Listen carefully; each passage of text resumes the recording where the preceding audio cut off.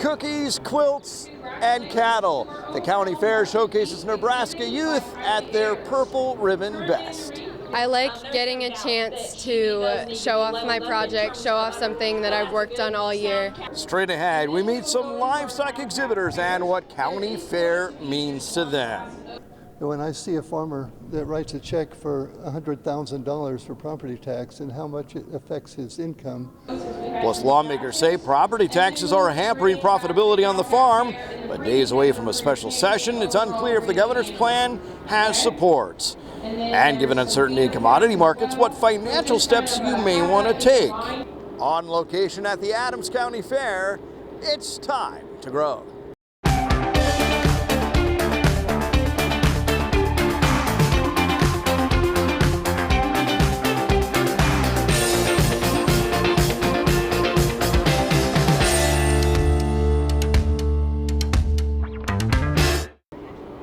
Your property tax bill could be cut in half. The trade off, new taxes on things like haircuts, home repairs, and youth sporting events.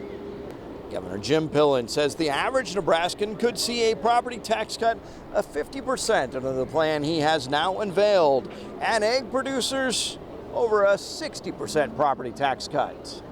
The governor calls it the Pillen playbook, reducing property taxes 50%, calling for a hard cap on local government and for the state to take over funding of local schools.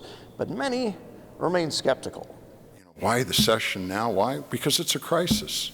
Days before a special session, Governor Jim Pillen unveils a framework for tax reform. We're going to decrease property taxes 50%. To get there, the governor wants the state to take on funding of local schools, currently paid through local property taxes.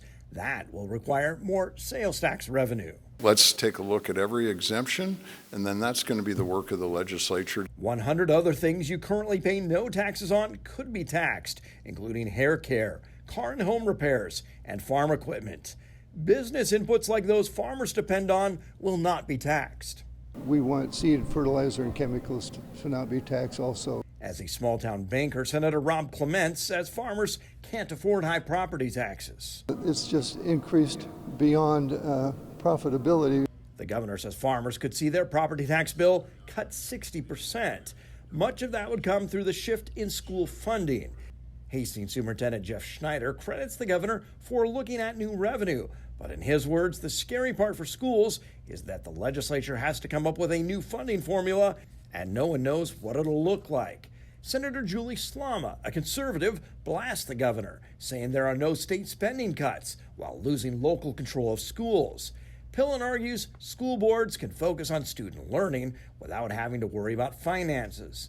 Another key, new lids on city and county spending. Local spending is the crux of the problem. The state of Nebraska, as you all know, doesn't collect property taxes. Pillen has made the case at 24 town halls, telling constituents to contact lawmakers. Senator Ray Aguilar tells NTV he didn't get a single call. Multiple lawmakers also say they have yet to see the fine print. That's their job to put together and what the plan will be. Pillen says the legislature will have to come together, and it's not clear this plan has the votes.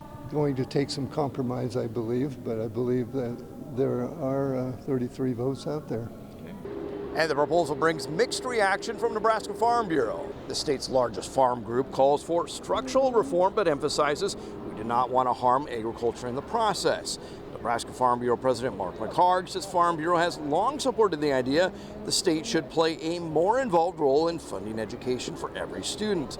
Similarly, they are consistent that new taxes and inputs are bad policy.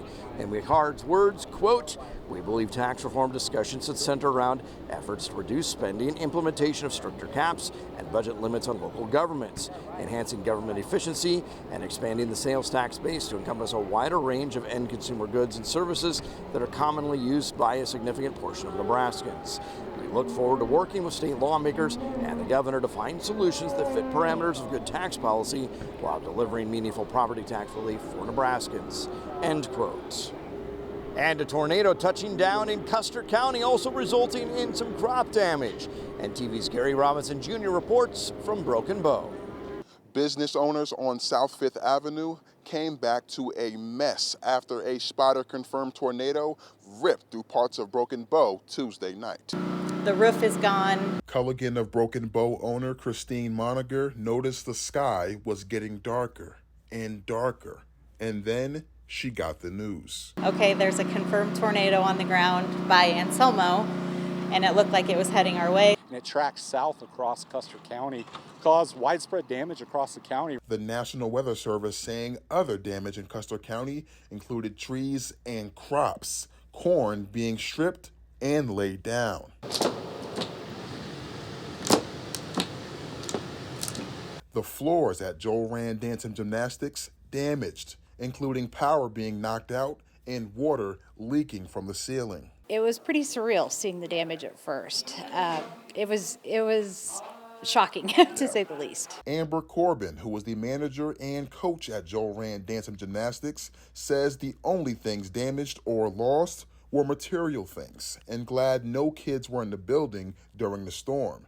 And now she's trying to stay positive. Next steps, we're planning on coaching in September, so we're going to fix, repair, and get back after it. For NTV News, I'm Gary Robinson Jr. And we are now just days away from Nebraska's big rodeo. Here's a preview. Well, the headline this year is our Grand Marshal, John We were just Cook. talking about that, yeah.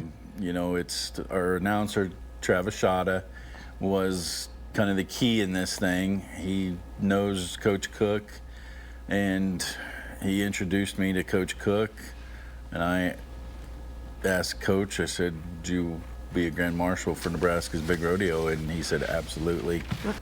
But yeah, he really loves the Sandhills and driving. You know, when he went to get his horse to take it out to his ranch in Wyoming, he just loved that drive across the Sandhills. That's a little insight that I don't think I didn't know about Coach. And so, I mean, we think of him as the volleyball coach, you know, the female, the team for the women's volleyball coach at UNL, but some personal insight. That's kind of neat. Yeah, it really is. It's cool that he, you know, thinks about coming, you know, to a small community like Burwell and helping us out. And Erickson, you know, he's done a lot for Erickson. He helped them out the 4th of July with some of their fundraising. So cool. Did a signed volleyball and a piece of the court from that is really from the neat. Nebraska Volleyball Day. So, So being Grand Marshal, will he be there every day, or is he just part of the parade? When can he's people going come to in? be there right now for sure, Friday and Saturday. Okay, wonderful. He's got a job to do. Yeah. He's got to go try to win us a national championship. Yeah. So. The tradition continues, and just what is it that has carried this through a century plus years? The community of Burwell, the volunteers. You couldn't do it without volunteers. It's just you grow up in Burwell, and you kind of just fall in love with Nebraska's big rodeo, and you know, I want to see it, you know, keep going for another 100 years, and that's why we decided to build such a good grandstand on the north, hoping that it would last another 100. Cookies, cows, quilts, county fairs are all about tradition. We have reached peak county fair time with about a dozen county fairs happening right now, including both Adams and Hall counties. Grand Island may be home to the state fair, but it's also host to the county fair. And I was there this past week as photography superintendent in the 4-H division. 4-H members bringing in projects ranging from baking to computer technology. And of course, county fair, it's not just for kids. Open class competition is open to everyone, as the name implies. And if you missed your county fair, don't worry, you can still enter open class projects in the state fair. So if you've got the best pie recipe, there's still time to aim for a blue ribbon at the state fair. Still to come, we talk with exhibitors here at the Adams County Fair. And coming up, our Grow Weather Outlook.